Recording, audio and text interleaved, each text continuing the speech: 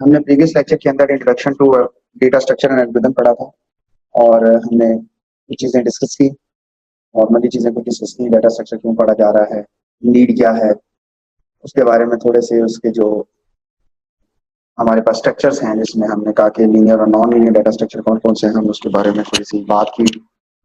आज हमारा जो टॉपिक है वो बेसिकली डेटा स्ट्रक्चर के ही अंदर हम एल्गोरिथम की एफिशिएंसी और उनकी कम्प्लेक्सिटी के बारे में बात करने लगे हैं। ये what is mean by the algorithm efficiency and complexity. अच्छा, पहली बात तो ये है कि मैं तमाम अपने स्टूडेंट्स को कहूंगा कि जहां पे भी बच्चों आपको लगे आप उसी जगह पे मुझे रोकें और मुझसे क्वेश्चन फायर करें। रीजन इज दैट कि ये जो टॉपिक है ये ऑब्जेक्टिव पॉइंट ऑफ व्यू से बड़ा इंपॉर्टेंस रखता है। ऑब्जेक्टिव के लिए कोई भी एरिया जो है वो मैं इसको बड़ी आसानी से यहाँ से यूटिलाइज कर सकता हूँ। तो अगर आपको चीजें नहीं पता होंगी, ब्लर होंगी, आपको आइडिया नहीं होगा तो आप उसमें स्टक हो जाएंगे। तो लिहाजा साथ साथ चीजें क्लियर करते जाइएगा ताकि जो अच्छे स्टूडेंट्स हैं वो अपने ग्रेड्स को यहीं से ही प्लस करते जाएं। बात करते हैं सबसे पहले एल्गोरिथम्स की डेफिनेशंस के बारे में, जो ऑलरेडी हमने पिछले लेक्चर के अंदर डिस्कस की थी कि an algorithm is a set of instructions that perform a particular task. Basically the task is that you convert the input into output. इसकी डिफरेंट डेफिनेशंस हैं, मैं ये नहीं कहूंगा कि कोराटा लगा लें, ये जस्ट एक आपको बताने के लिए, ये आपकी जो ये वाले जन से है ये एच ए कॉमन की बुक से कॉपी पेस्ट किया हुआ है। सेम इसी तरह सिंपल वर्डिंग में जो भी है, एक फाइनाइट नंबर ऑफ स्टेप है जो बेसिकली क्या कहता है, कॉम्पिटिशनल प्रोसीजर है जो बेसिकली एक फाइनाइट नंबर ऑफ इनपुट्स को एक आउटपुट में डिफाइन कर देता है, कन्वर्ट कर देता है। अब बात करते हैं सबसे पहले एल्गोरिथम के बारे में बात कर रहे हैं कि how we can write an algorithm, हम एल्गोरिथम को लिखेंगे कैसे। Is there is any technique? नहीं जी, एल्गोरिथम को लिखने का बेसिकली एक स्टाइल होता है, लेकिन इसका कोई परफेक्ट रूल नहीं है कि आपने इसको ऐसे ही लिखना है। How we can write an algorithm, हम कैसे किसी भी एल्गोरिथम को राइट करेंगे, उसके बेसिकली कुछ सिंपल स्टेप्स हैं। सबसे पहले द इंडेक्स स्टार्टेड विद 1। हम किसी भी जो एरे है, if we want to define an array with in any problem algorithm या एल्गोरिथम्स के अंदर, तो then the index of array started with 1। The every statement is indicated with the first statement. याद रखिएगा, द नो वेरिएबल डिक्लेरेशन, कोई variable की declaration नहीं होगी। There is no int, double char, there is nothing else, there is no semicolon, so it means there is no terminator. The every statement is considered as a single statement. Every line basically. Assignment statement, you can use the two assignment statement. You can use this one or you can also use this one. It's your own decision. This one, like this one. This is called assignment statement. You can also use the both. जो आप use करना चाहते हैं। Comparison statement, there is no double equal to sign. The double equal to sign is used basically in languages, in C++ और Java languages, but when you are using a comparison statement with when you are writing an algorithm for some example, then you must have to use a single statement. And this statement, if this statement means the highlighted statement is a is equal to 3. If you are using this statement within the comparison structure, then it means to say that you are using the comparison statement. But if you are removing the if, then it means you are assigning a is equal to 3. So there is the two different things. अगर आप comparison के साथ बच्चों equal to use करें, it mean this is the comparison statement, and if you are using a is equal to 2, then it is mean you are assigning a sum statement. What about the reputational structure and the comparison structure? Like for a while and a for loop, ये यहीं पे इसलिए लिख दिया हुआ ताकि अब नहीं है तो यहीं पे मेंशन कर दी है। What about the while loop? The while loop, there is the first one is there is a nobody. Like there is a nobody. मैं यहाँ पे थोड़ा सा डिफाइन करना चाहूंगा कि हमारे पास कोई बॉडी नहीं है। You can see in our previous structure when you are defining a while loop, sorry this is मैं यहीं पे लिख रहा हूँ, आप इसको वो केस सेंसिटिव समझ के while को स्माइली समझ लें। Then you can know, everybody know the I is greater than equal to like 0, like this is the I, ये header है इसलिए वो capital लिख रहा है। And you can see this is the conditional statement because there is a conditional argument braces, but you can see there is no braces of condition. This means while a assigned with the a is equal to 1, 2, there's an English word, there's a 2 in, it means a 1 से start होगा till to n चलेगा, same as it is in a for, there is a started from 1 to n. So there is no braces concept. So there is no braces concept that you have to define like this one and this one. No, there is no need of this one because we are just defining a algorithm rather than a program. When a statement is continued from one line to another within line, within structure, intend the continued line or lines. बात समझ नहीं आई, बता देता हूँ। Like मैं इधर इसी को लिखता हूँ। Like if you are using a for loop and there is a for loop like a and there is a like arrow operator, like this is an arrow operator, like arrow operator. A is equal to 1 2, like there is a capital N. You must use the size with the capital letters in an algorithm. Then there's a second line. If you are using the sum statement like this, like you want to print, there is not a cout, there is not a print system.out print line for Java. For C++, cout, and for C, the printf. No, you just mention the print and just mention like your word, like Allah. So ये क्योंकि ये वो दे रहा है, bullets दे रहा है, so I want to just remove the bullets. And now the next line is like whatever, like there's the if structure. If a is equal to 3, then you must be remember this thing. So this statement is present, it's a part of this for loop, but the if is not the part of this loop. But if you are attend this one, like this one, that this means that these two statements are present within this structure. तो basically ये simple कुछ veg हैं जो basically define करते हैं कि हम किस तरह किसी भी एल्गोरिथम को अपने प्रोग्राम में डिफाइन कर सकते हैं। हमने बात की एफिशिएंसी के बारे में, एक लिटिल बिट थोड़ी सी बात की। अब हम बात कर रहे थे एल्गोरिथम्स के बारे में, क्योंकि आगे हमने किसी भी एल्गोरिथम या प्रोग्राम की जो एफिशिएंसी है हम उसको मेजर करना चाहते हैं। हमारा जो आज का टॉपिक है वो बेसिकली क्या है, how to measure the efficiency of or yeah, the time complexity, yeah, efficiency and the complexity of the algorithm in the form of time, in the form of space. So the first one is the efficiency of an algorithm. Basically हमने पढ़ा कि what is meant by the efficiency of algorithm. Efficiency of algorithm क्या होती है कि वो algorithm अपने given constraints के अंदर according to their time and according to the memory वो कितना fast है, how much fast is it. कहते हैं कि इसकी जो efficiency है वो basically lie करती है तीन फैक्टर्स पर, the property of the algorithms पर। वो कौन कौन सी है? The first one is the correctness है, डिटरमिनिस्टिक है और एफिशिएंसी है। वो कहता है कि किसी एल्गोरिथम की जो प्रॉपर्टीज हैं वो बेसिकली उस एल्गोरिथम की एफिशिएंसी पर इन्हिसार करती है। एक उसकी करेक्टनेस है, एक उसकी डिटरमिनिस्टिक है और तीसरी उसकी एफिशिएंसी है। What is mean by the correctness? Correctness से मुराद ये है कि आपने जो एल्गोरिथम बनाया था क्या वो करेक्ट वर्क कर रहा है, क्या वो करेक्ट आउटपुट प्रोड्यूस कर रहा है कि नहीं। लाइक अगर आप उसको 2 + 2 देते हैं, मैं एक सिंपल सी एग्जांपल से समझाना चाहूंगा, then it must have to produce 4, उसको 4 प्रोड्यूस करेंगे। या फॉर एग्जांपल आपने एक प्रोग्राम को एक करेक्ट इनपुट दी और उसने उसको करेक्ट आउटपुट दी। याद रखिएगा कि आपने पहले सेमेस्टर के अंदर गार्बेज इन गार्बेज आउट का कॉन्सेप्ट पढ़ा होगा। अगर आप गलत डाटा दोगे तो आप कभी भी उस एल्गोरिथम से करेक्ट आउटपुट जो वो प्रोड्यूस करेगा वो एक्सपेक्ट नहीं कर सकते। फिर बताऊंगा कि अगर आपने एक एल्गोरिथम बनाया जीपीए कैलकुलेट करने का, अगर आपने उसको मार्क्स विद इन 100 दिए और उसको प्रॉपर जीपीए की स्कीम दी तो वो आपको करेक्ट आउटपुट प्रोवाइड करेगा। लेकिन अगर आपने उस एल्गोरिथम को गलत बनाया, याद रखिएगा आपने उसको गलत बनाया तो वो जो आउटपुट प्रोड्यूस करेगा वो आउटपुट भी उसी के अकॉर्डिंगली गलत ही होगी। तो किसी भी एल्गोरिथम की जो एफिशिएंसी है वो उस एल्गोरिथम की तीनों प्रॉपर्टीज पर डिपेंडेंट होती है, जिनमें एक करेक्टनेस थी। यहाँ तक इसको कोई प्रॉब्लम हो करेक्टनेस के पॉइंट ऑफ व्यू से? इसको याद करने का एक सादा सा सिंपल है, the garbage in garbage out. ठीक डाटा देंगे तो ठीक आउटपुट आएगी, गलत डाटा देंगे तो गलत आउटपुट आएगी। जी आगे जी बात करते हैं। The second one is deterministic. Deterministic point of view से अगर थोड़ा सा मैं बयान करना चाहूँ, तीसरा एफिशिएंसी है वो आप लोग ऑलरेडी जानते हैं कि कोई एल्गोरिथम एफिशिएंट होगा या वो कितनी जल्दी उसको हल करता है, how many steps are required for algorithm to complete a particular task. ये ऑलरेडी डेफिनेशन 2-3 बार हमने डिफरेंट वे से डिफरेंट एंगल से पढ़ लिया।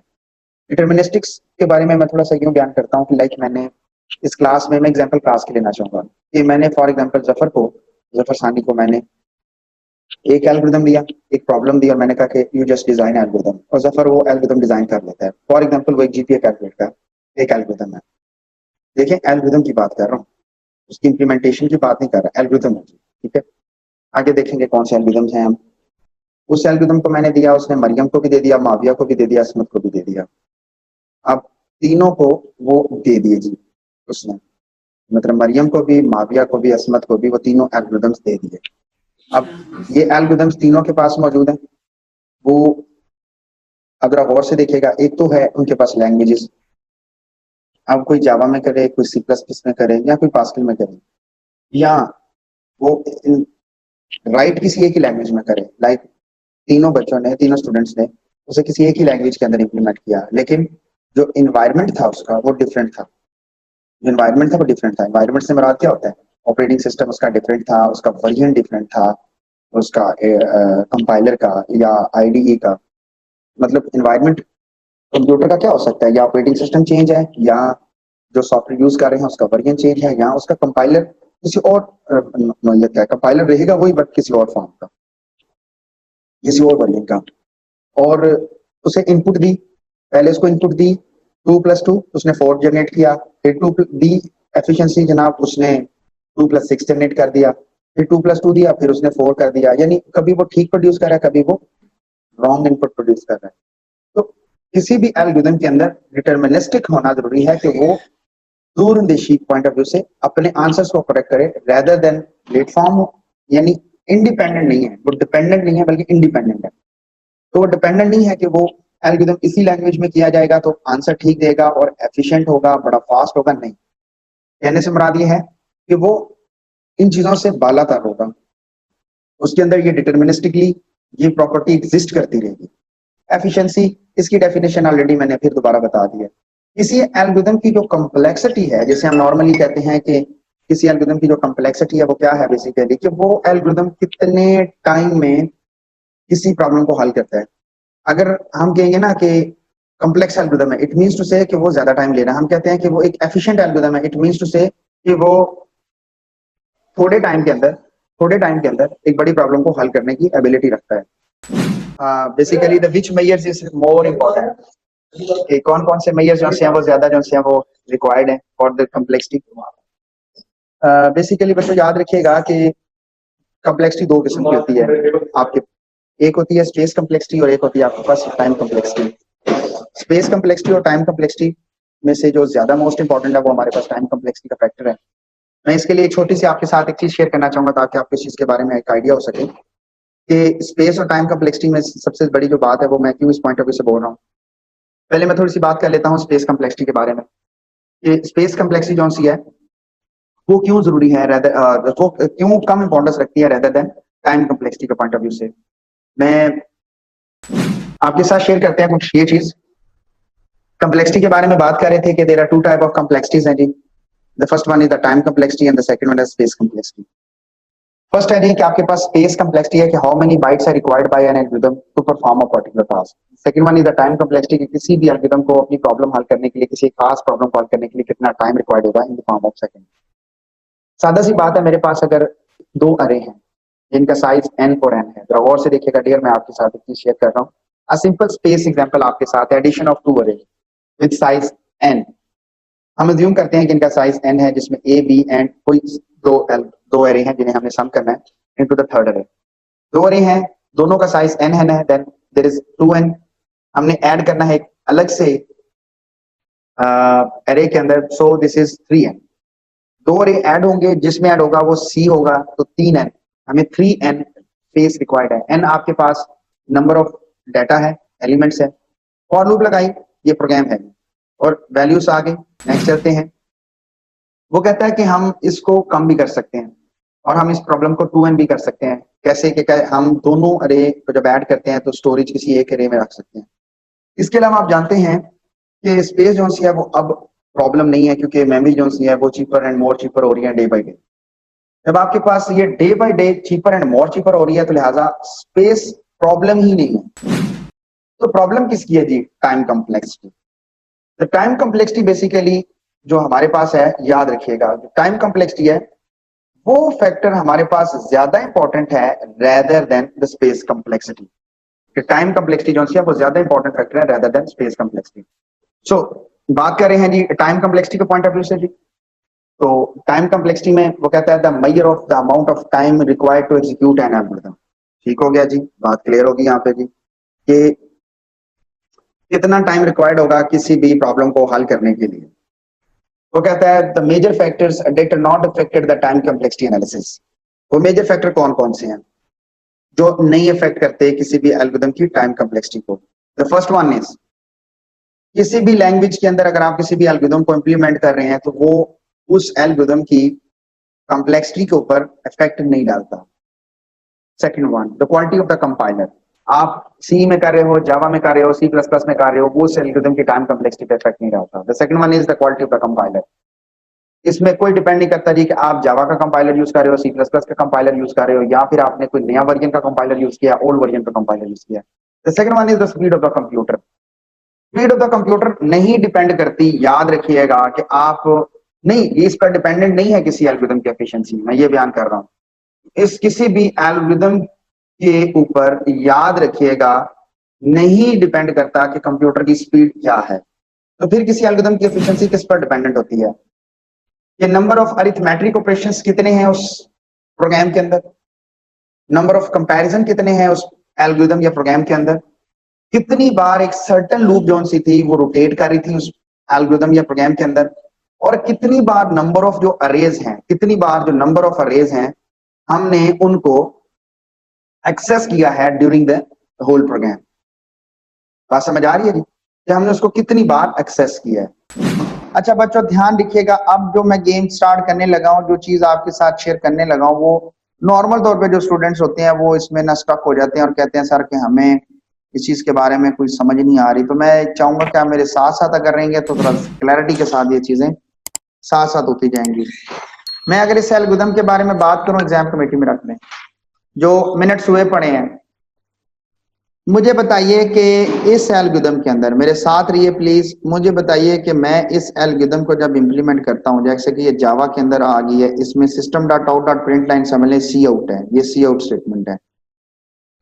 बताइए कि ये वाली जो स्टेटमेंट है जब हम इसको रन करेंगे तो ये उस एल्गोरिथम को जो कि इंप्लीमेंट हो चुका है ये कितनी बार रन होगी? एक दफा से। Exactly. एक दफा सर। और ये वाली? एक दफा। एक दफा से। बिल्कुल, आपने बिल्कुल ठीक कहा। तो देन द टाइम कम्प्लेक्सिटी, जरा गौर से सुनिएगा, ये जो टाइम कम्प्लेक्सिटी है इसकी, किसकी? इस जनाब साहब, इस एल्गोरिथम की, इस एल्गोरिथम की जो टाइम कम्प्लेक्सिटी है वो हम उसे कहते हैं the time complexity of algorithm, the time complexity of algorithm with respect to n term. मैं बताता हूं, मैं बिल्कुल बताता हूं, don't worry. Time complexity of algorithm with respect to n term, वो कौन सी है, उसे कैसे मेंशन किया जाता है? Time complexity of this one मैं मेंशन करता हूं जी, लाइक दिस वन, इसकी हमने लिखा 1, इसकी लिखा 1। तो time complexity of this algorithm मैं ऊपर करके डिफाइन कर रहा हूं, या मैं इसके लिए एक वाइट पेज फेंक देता हूं ताकि आसानी रह सके मेरे लिए, ब्लैंक पेज। तो इस एल्गोरिथम की जो टाइम कम्प्लेक्सिटी होगी मैं लिखूंगा T of n, the time complexity of algorithm with respect to n term is equal to 1 plus 1 is equal to 2 is equal to 2। मतलब ये चीज गौर से देखें, the time complexity of this algorithm is 2। what is meant by 2? आपके mind में 2 के को लेके क्या आता है? Constant. Yes, constant. Exactly, this is a constant. सही कहा जी, बिल्कुल ये बात 100% है। So we can say that, हम ये कह सकते हैं कि एल्गोरिथम सी जोन सा था उसकी कंप्लेक्सिटी 2 हो, 4 हो, 6 हो, दिस इज अ कांस्टेंट। सही कह रहे हैं, 100% ऐसे ही बात है। अब चलते हैं हम एल्गोरिथम 1 की तरफ। So there is algorithm 1। हम एल्गोरिथम 1 की तरफ चलते हैं और देखते हैं कि एल्गोरिथम 1 क्या करता है। तो सबसे पहले जनाब हम बात करते हैं दिस स्टेटमेंट। तो this statement will execute only one time and this statement also execute one time. Is it true? जी Yes, sir. sir. Exactly. And what about this one? N N time. times. Okay, and this one मैं इस दोनों को बाहर निकाल रहा हूं। So the upper line is show for upper and the down line is show for down। अब मुझे बताएं कि what about this one? How many times this line will be executed? Line means statement. अब program है ये. n times. Yes, this N is n times. time exactly. And what about this one? For header. time. G. Anyone? One time, sir. No, one time. How? n-1 N plus one time. कैसे? ओ यार n time तो चला के ये चलेगा, plus one time दोबारा check किया, उस वक्त n आगे जा चुका था, n 10 था तो 11 हो चुका था, तो लूप ब्रेक होगी। वो जब लूप ब्रेक हुई तो उस वक्त भी तो वो चला था ना। क्लास समझ आई? Yes. yes Yes, sir sir. Like this, sir. हाँ जी, Yes, sir. तो चला तो था ना जी वो एग्जैक्टली exactly। तो अब बात करते हैं how we can calculate the time complexity of this one. This is the t of n is equal to 1 plus n plus 1 plus n plus 1. So this is, you can see, this is the different thing is that this is a1, this is n plus 1 for header of for loop, and this is the within the for loop, and this is the outside of the for loop. So after this one, this is 2n plus 1. Just hold it. This is 2n plus 1. So the last one now. The 2n plus 1. And the last one is, so what about this one? Only one time? Yes, this is one time. And this is also one time. So these two statements are works with a one time. And what about this one? The header of the for. The first for loop. N plus 1. Exactly. one time Yes, one time. We can say that this is the n plus one time. Okay. So this is n plus one time. So we just define an n plus one time. And what about the inner loop?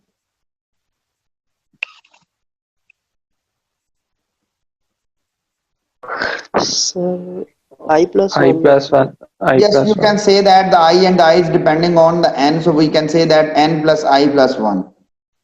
लेकिन सादा अल्फाज में मैं लंबी चौड़ी बात नहीं करूंगा अभी। We can say that this loop will be executed n time.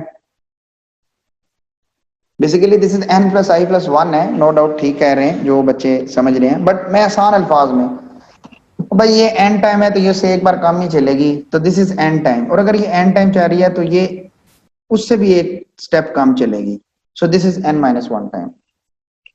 सादा सिंपल, लंबे चौड़ी बात को कम करते हुए। ओके, सो अब जरा देखिएगा, अब मजे की चीज स्टार्ट होने वाली है। अब आप कहेंगे सर ये क्या है? So the time complexity of t of n is equal to, the first one is 1 plus, there is n plus 1 multiplied, this is a multiplied, there is a multiplied, like this is a static, n plus n minus 1, and इसको ऊपर लेके जा रहा हूं सिर्फ दिखाने के लिए, प्लस 1। सर ये क्या किया आपने? देखें जी, this is 1, basically this one, and this is n plus 1, and this is n plus 1 is basically that this n plus 1, this is the outer loop, the time complexity of outer loop, and n with respect to the number of input, and the t of n is defined as the time complexity of algorithm with respect to time of n terms. So this is n, and n plus 1, basically that this whole structure is depending on the outer loop. So that this impact is also defined here.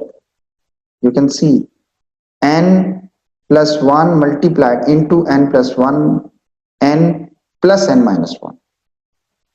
And this is the plus 1. Yes. So after this one, you can see that this is 2 plus, this is a 2, 1 plus 1, this is a 2, into n plus 1 into, क्या बनेगा जी? 2n minus 1.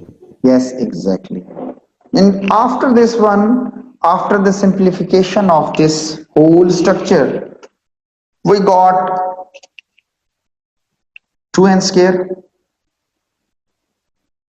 ऐसे ही है, Yes, sir. Plus n, ऐसे ही है, फिर क्या आएगा, 2n square plus 2n और n से plus n और -1 and this is a +1. Yes, exactly. So this is the time complexity of algorithm 2, the T of n. और समझ आई है कि नहीं आई है जी? यस सर, लगी समझ। yes sir. मैंने मल्टीप्लाइड करके 2 को ऐड भी कर दिया, डायरेक्ट निकाल दिया, क्योंकि जब 1 मल्टीप्लाइड बाय -1 होगा तो -1 होगा और वो 2 से जब माइनस होगा तो +1 रिमेनिंग बचेगा। So now we goes to our next slide and what will be happening here? What will be happening here? Oh my God, there is something new, something new. क्या न्यू आया जी? You can see there is 3 algorithms and according to our algorithm, our value is 2 and here is over 2n plus 3, I think so if I'm not wrong, and this is 2n square plus n plus 1, but according to the calculation of book there is only n, there is n square plus n by 2 and there is 3. Sir ये तो different है, मुझे बताएं कि ये कौन सी question है और ये कौन सी क्वेश्चन है और ये कौन सी क्वेश्चन है जी? लास्ट वन कांस्टेंट है, फर्स्ट वन लीनियर है आई थिंक, और सेकंड वन में स्क्वायर आ रहा है, क्वाड्रेटिक जिसे बोलते हैं, quadratic. Yes sir, 100% answer true.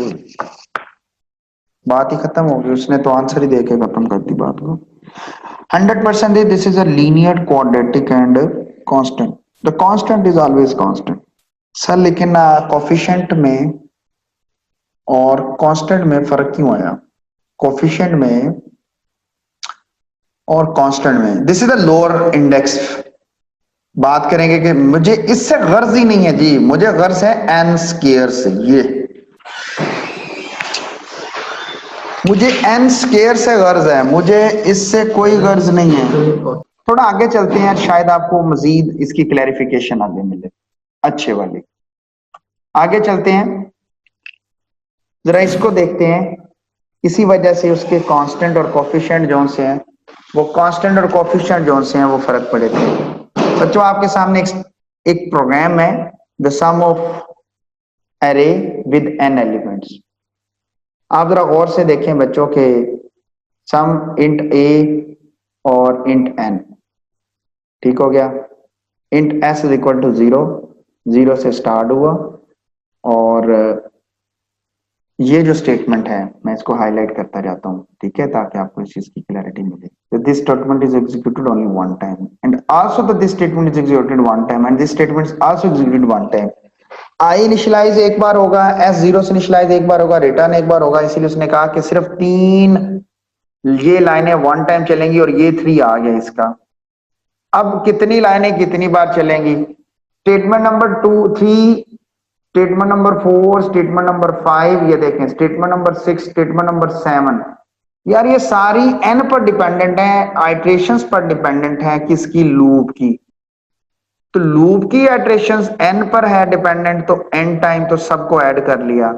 आपको याद होगा मैं किसी को लिख रहा था n+1, किसी को लिख रहा था n, किसी को n-, उसने बात ही खत्म कर दी। उसने कहा कि यार वो n+1 हो या n-1 हो, वो तो है तो n टाइम ही है ना, तो उसने सबको n कर दिया, लिहाजा उनके जो कांस्टेंट फैक्टर थे वो प्लस माइनस वाले, वो कोई भी नहीं डाले उसने, तो उसकी टाइम कॉम्प्लेक्सिटी आ गई 5n+3। जबकि वहां पर पिछली वाली स्टेटमेंट में, पीछे ये जो नजर आ रहा है आपको, इसके अंदर अगर आपको कुछ याद हो तो हमारा 2n+3 निकला था, उसका n निकला था। मैं बात को थोड़ा फर्दर आगे लेके चलता हूं। ये भी ठीक, हमारा भी ठीक। मैं बात को थोड़ा एक स्टेप और बच्चों आगे लेके चलता हूं, और मैं स्टेप बाय स्टेप चलूंगा ना, अभी छोड़ दें बिग नोटेशन, बाद में बात करेंगे। मैं बात जिस तरफ लेके जाना चाहता हूं ताकि आपको मजीद समझ आ सके कि मेरी बेसिकली मेरी तवज्जो किस तरफ है।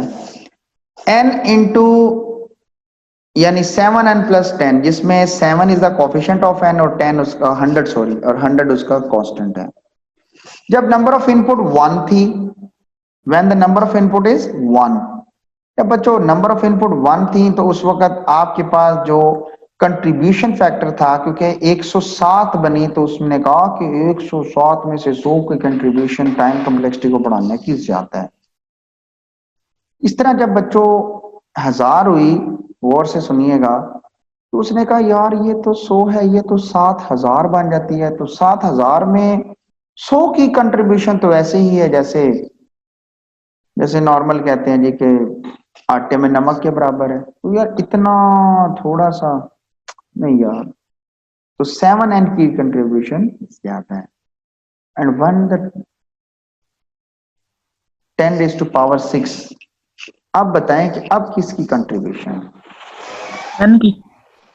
एग्जैक्टली n की जी, एग्जैक्टली n की कंट्रीब्यूशन इनमें सबसे ज्यादा है। बिल्कुल सही हिट किया, मतलब वेल डन।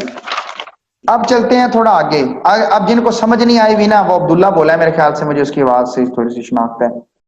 अब जरा ना इस वाली पे देखते हैं। अब बात हम क्यों कर रहे हैं कि वो उसने n क्यों बोला, उसने उसको 7n को क्यों खा गया, मतलब 7n को उसने तरजीह नहीं दी और n को दी। वो आपके सामने आ रहा है कि जब आपके पास एक, अब देखें वहां पे तो एक छोटी सी एग्जांपल थी और ये तो अब बड़ी वाली एग्जांपल है। अब बड़ी वाली एग्जांपल के अंदर आपके पास अगर आप देखें तो ये भी 2 है। तो अब इसमें गौर से देखें कि आपके पास n square 100n log n with base 10 और 1000 है। अगर हम थोड़ी सी बात इसको यूं ऑब्जर्व करते हैं कि when the number of input is 1, then the time complexity of algorithm with respect to n term is 1101। अब इसके अंदर जो कंट्रीब्यूशन है ना, वो देखें 1000 की है। रीजन इज दैट कि 1000 इटसेल्फ बहुत बड़ी वैल्यू के साथ बैठा हुआ है, जबकि n स्क्वायर 1 का स्क्वायर 1 हो जाता। और व्हाट अबाउट दिस वन? आते हैं जी 10 पे। आप लोगों ने मैथ में पढ़ा होगा कि जब आप कोई लॉगरिथम लगाते हैं, when you use a log with any base like 2 base, तो आप क्या करते हैं, आने वाली जो उसकी वैल्यू है, कांस्टेंट वैल्यू है, आप उसको उसी बेस में लेके चले जाते हैं जिसे हम कोफिशिएंट कहते हैं। लाइक 2 या लाइक 3, अगर 8 था तो मैं उसे 2 की पावर 3 कर देता हूं। ये 3 कैरी करके पावर आगे आ जाएगा और इसके ऊपर याद रखिएगा ये आगे आ जाएगा और ये बात जाएगा 1, और ये कोफिशिएंट और बेस खत्म हो जाएगा और ये वाली पूरी की पूरी टर्म हो जाती है 1, और 3 मल्टीप्लाइड बाय 1 तो आंसर आ जाता है 3। ये आप लोगों ने एल्गोरिथम्स में पढ़ा, वो सॉरी एल्गोरिथम कह रहा हूं, आपने मैथ्स में पढ़ा हुआ ये फॉर्मूले। ओके, सो बच्चों जब हम बात करते हैं इस पॉइंट ऑफ व्यू से कि भाई अगर हम फॉर एग्जांपल इसके पॉइंट ऑफ व्यू से बात कर रहे हैं कि आपके पास वैल्यू है 10, ठीक है जी, अगर आपके पास वैल्यू है 10 और अब मैं आ रहा हूं लाइक 100 पे, या 10 रेज़ टू पावर 5 कर लेते हैं डायरेक्टली। तो 10 raise to power 5 means 5 multiply by 2 10, तो 10 पावर 10, तो 10 रेज़ टू पावर 10। ये किसकी वैल्यू बनी भाई? ये सीधी वैल्यू बनी जब n की पावर 5 थी। कितनी? 10 की पावर 7, क्योंकि 100 है 2 है, जिसमें इसकी कंट्रीब्यूशन देखें 10 की पावर 10, लॉग अकबर कितनी बड़ी रेंज। लॉग 10 तो जनाब अभी 5 पे पहुंचा है क्योंकि ये बेस 10 है, और 100 को तो ना ही रखें या 1000 को या 10,000 को तो ना ही रखें क्योंकि इसकी तो कंट्रीब्यूशन 5 और 1000 की तो बिल्कुल, तभी तो वो 0.00000001 करके होगी, इसलिए उसने लिखा ही नहीं है। तो यहां पर जो मेजर फैक्टर है जो किसी कॉम्प्लेक्सिटी को ग्रोथ कर रहा है, देखिए लफ्ज अब मैंने शुरू कर दिया ग्रोथ, वो n स्क्वायर है। अब n स्क्वायर का ग्रोथ रेट इन तमाम टर्म्स से ज्यादा था, लिहाजा इसीलिए मैं वही तो फोकस कर रहा था कि ये लीनियर है कि क्वाड्रेटिक है, वो क्वाड्रेटिक टर्म का ज्यादा था। इसी तरह अगर क्यूबिक होती तो क्यूबिक, और इसी तरह अगर फोर्थ होती तो फोर्थ, और अगर एक्सपोनेंट होती तो एक्सपोनेंट, अगर जैसे जैसे आगे फैक्टोरियल होती तो फैक्टोरलाइज्ड होती जी। तो सेम इसी तरह जी, ये थोड़ी सी आगे दिया हुआ है, आप इसको खुद पढ़ेंगे, मैं नहीं करवाऊंगा। सेम इस तरह ये एक और दी हुई है,